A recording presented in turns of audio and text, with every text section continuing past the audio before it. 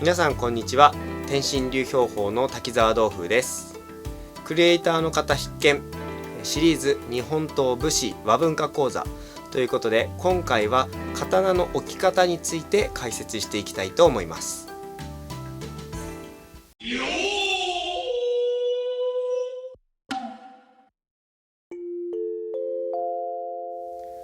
当チャンネルでご紹介するのは天津流に伝わる教え並びに一般的な情報になります。流儀によって異なる場合もございますので、その点はご了承いただければと思います。基本的に江戸時代の武士は屋内に入るときに玄関もしくは門前にて大刀を外して入りました。そして着座した際には自分のそばに刀を置きます。天津流ではこのように刀を置くことを置き刀ないし休め立ちと呼びます。刀の置く場所には自分の右、左、後ろ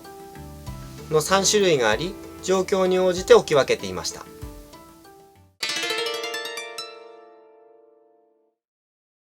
相手が自分より目上の場合や少々硬い席、フォーマルの場合には自分の右側に刀を置きます。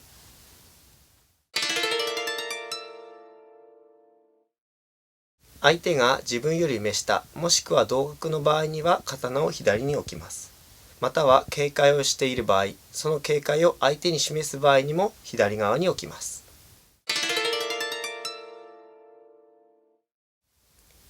刀を右側に置くよりも相手との関係に非常に身分差があり、高い身分の相手に礼を尽くす際、またはよりフォーマルな席に刀を後ろに置きます。また左右のスペース的に刀を置けない際には後ろに置くこともあります。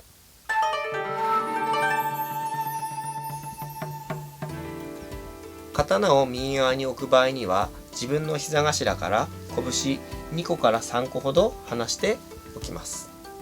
これは自分から刀を離しておくことですぐに抜かないということを示すためです。また置いた際の刀の刃の向きですが、天津流では必ず自分内側に刃を向くようにします。これは外側に向いてしまうと他者に刃を向けてしまうことになるため、それを防ぐために内側に刃を向けます。刀を右に置いた場合、右手で刀を取るため右手で抜刀することができません。当時の武士は左利きであったとしても基本的には右利きに強制されていたため、左手で抜刀することは不得手でありました。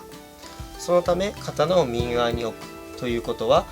相手に危害を加えないということの表れでもありました。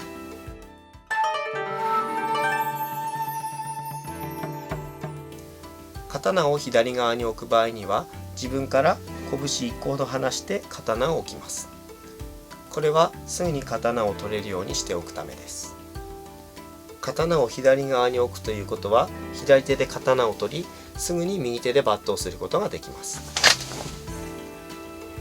そのため相手と親しく信頼関係がある場合や警戒しなければいけない時に用います。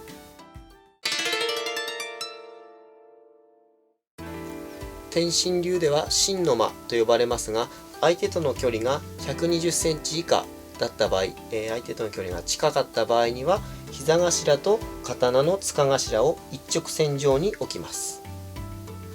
相手との間合いが遠かった場合、天津流では行の間と呼ばれますが、165センチ以上だった場合には自身の膝頭と刀のつばを一直線上に置きます。これは刀を右に置く場合、左に置く場合ともに共通です。相手との距離が近い場合に自身の膝とつばを一直線上にしてしまうと、相手の前に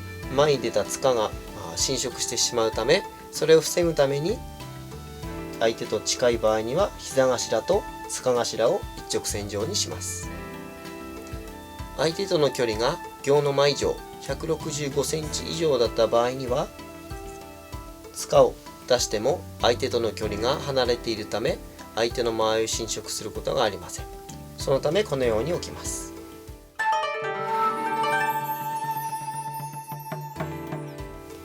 刀を後ろに置く場合にはおおむね刀の中心が自分の中心に合うように置きます。刀を後ろに置く場合ですが、厳密に拳何個という決まりはありませんが、後ろに置いた際に刀と自分の足が触れない程度に置きます。この際も、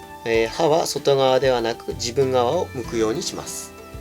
刀を後ろに置いた場合には切っ先を上座に向けないようにするため、上座の向きによって柄頭の位置が変わります。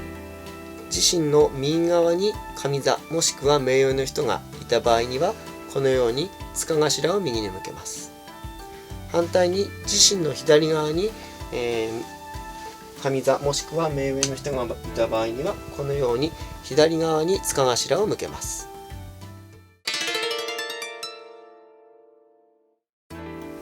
現代もそうであるように、こうした作法は必ずしも遵守されていたものではなく、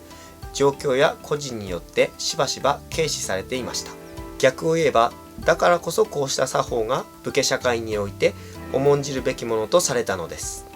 江戸時代の絵図を見ましても、刃が外側を向いていたり、左右後ろなどの刀を置く場所に関してましても厳密に守られていなかったことが伺えます。今回ご紹介した刀の置き方は天心流の作法であるということをご理解ご了承いただければ幸いです。